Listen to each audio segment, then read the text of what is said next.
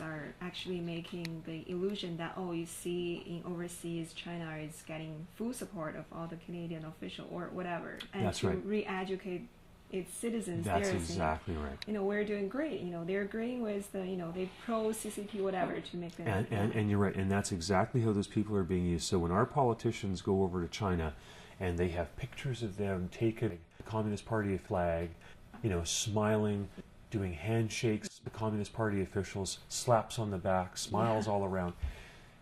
You think about when somebody has just come out of a labor camp in China, and they open up that propaganda piece newspaper, and they look at that photo of that Canadian politician who's smiling and shaking hands with the Communist Party officials, saying, "We think China's doing just fine."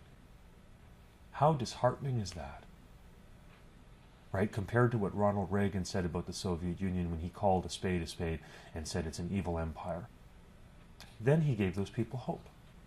Right? Mm-hmm. But to smile and pat their backs and to go on their $5,000 junkets to Shanghai and to say we think it's great and things are improving tremendously over there, right. I think it's a real blow to the morale of those people who suffer under that regime.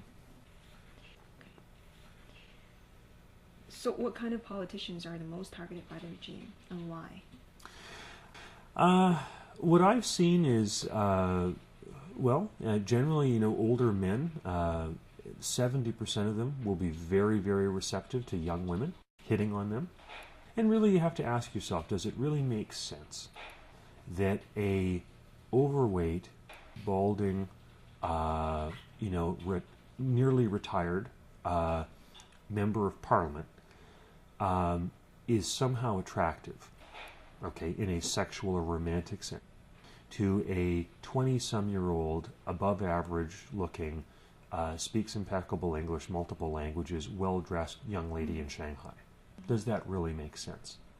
I don't think so. But when you get a 55-year-old politician, average, let's say, who heads over to Shanghai, some of them will fall prey to that. 70%, according to statistics I understand. So that's a pretty, effective strategy.